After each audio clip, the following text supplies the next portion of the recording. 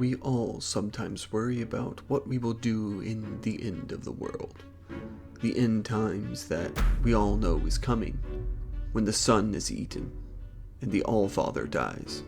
When the trees shake and Nidhogg chooses... What? You don't know what I'm talking about. Everyone knows about the end times, though. About Ragnarok? You don't know. Alright then. Let's talk about the apocalypse, the end of the world and the universe as we know it. The Twilight of the Gods, Ragnarok. The story is a foretelling of the future events of the Norse apocalypse. Much like Revelations, it is somewhat cryptic and hard to decipher a real timeline of events. The broad strokes being that almost all the Norse gods die. Many monsters are set free, the giants attack Asgard, and there is a huge battle at the end.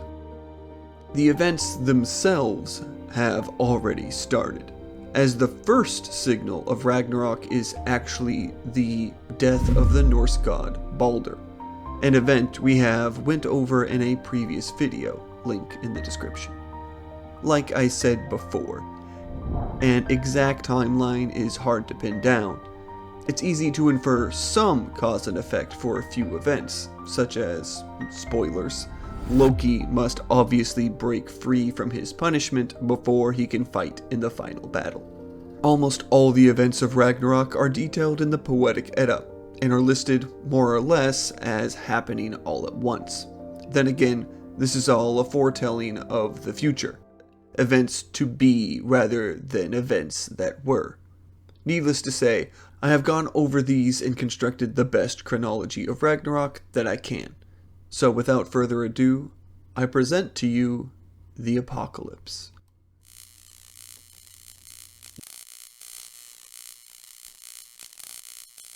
The world Midgard, as known by the gods, or Earth, as known by us mortals, first feels the ravages of Ragnarok as Fimbulvelte, or the long winter, comes.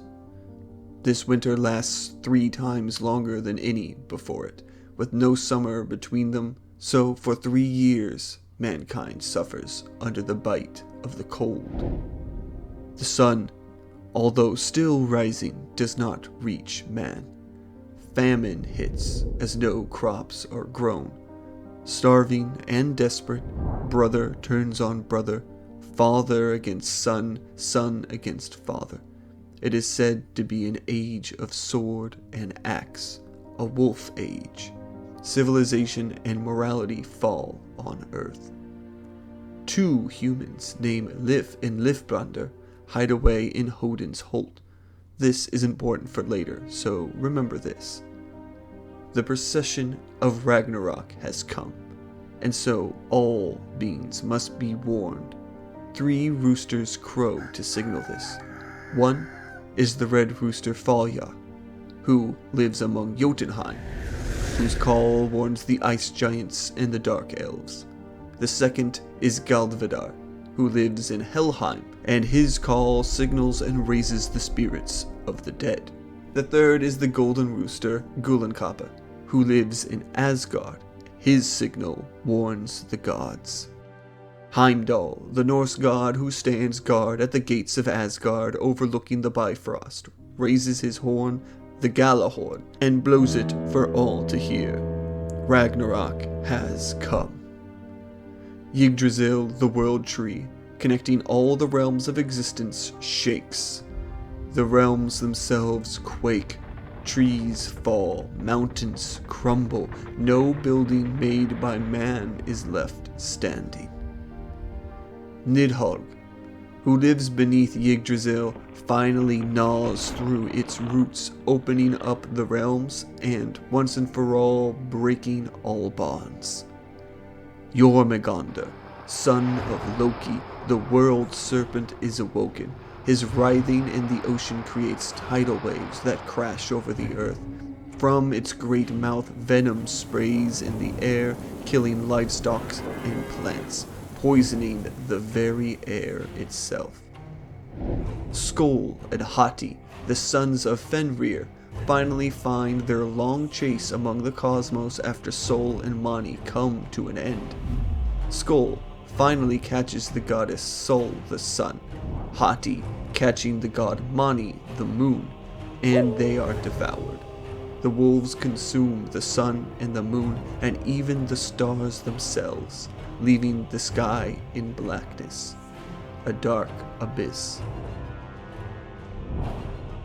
Loki, the vile trickster, finally breaks free from his prison.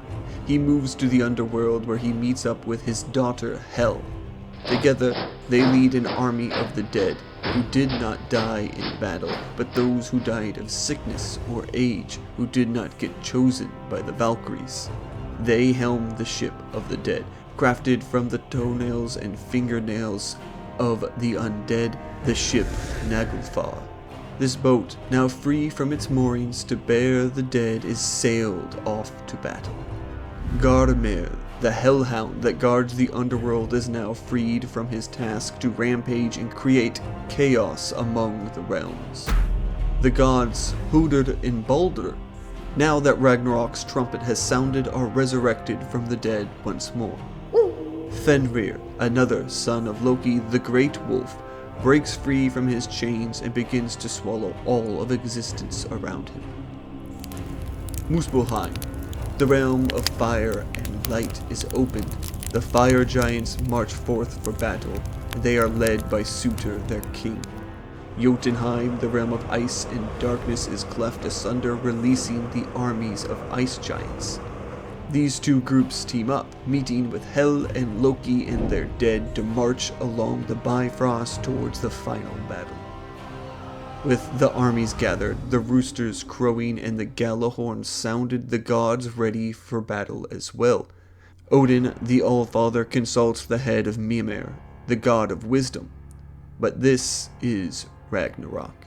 It is foretold and its actions divine. Odin knows his fate and the fates of his brothers and sisters. Even still, they know they must fight.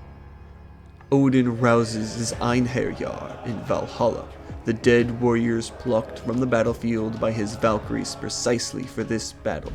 Freyja, ruler of Volkvanga, marches with him, followed by her own army of warriors chosen in the battles of men. With them are the other Norse gods. They all meet at Vigradr, where the final battle of Ragnarok will commence. All of these events, except for perhaps the marching of the armies to Vigradr, seem to more or less take place at once, with few exceptions. As I said, the timeline is unclear in the text and the poetic Eddas, but you can assume Loki, Fenrir, and Jobengandr all break free at roughly the same time. The armies gather as Odin gets his pep talk from Mimir, and so on. The following events are the Battle of Ragnarok. As wars go, it is a fierce one. Once again, though, the exact chronology is unknown, and I will do my best.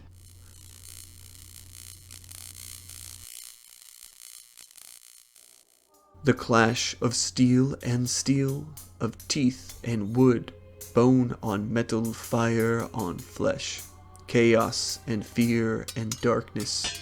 The battle of the end is like no other. The armies of the dead and the giants against the gods and their chosen warriors. The two sides seem well matched at first, but the strings of fate must be plucked.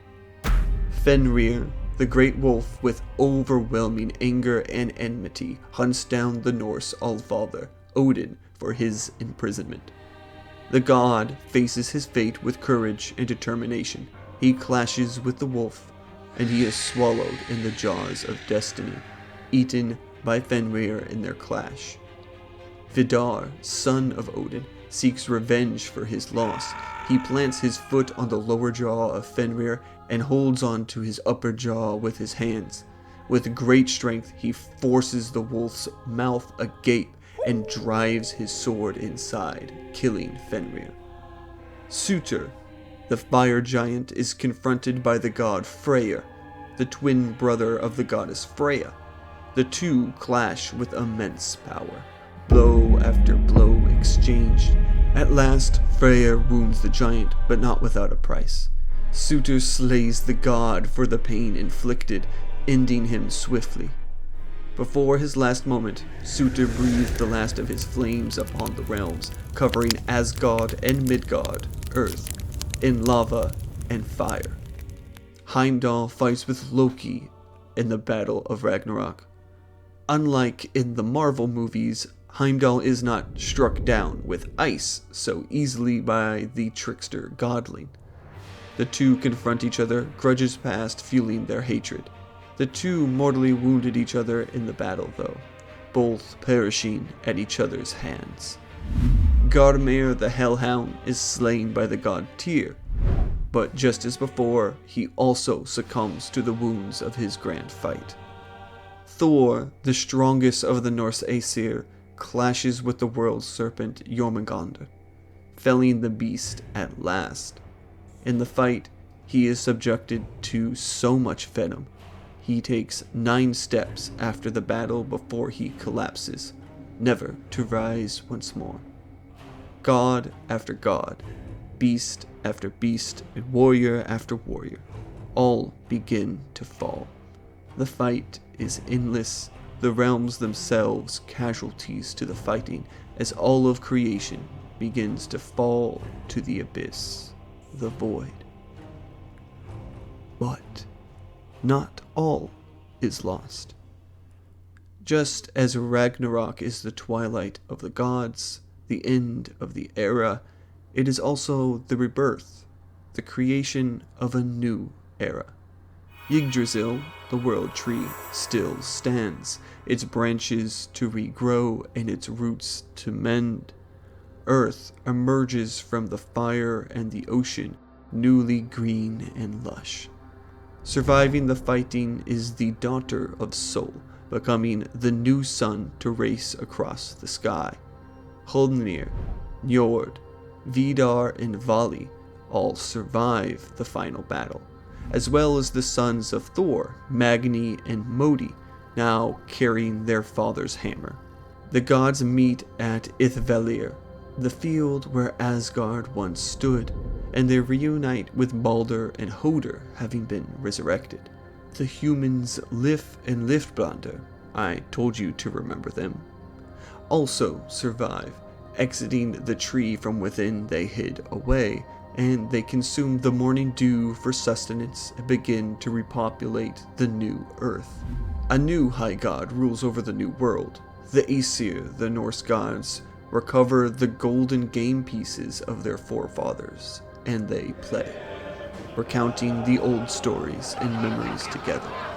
And so, the new world begins with new people and new realms and a new fate to fulfill. What do you think of the story of Ragnarok, the Norse apocalypse? Did it sound familiar at all? How did it hold up to the movie version that Marvel gave us? Let me know down in the comments. If you enjoyed the video, please give it a like and subscribe if you haven't already for more myths, tales, and legends. And as always, thank you, listeners.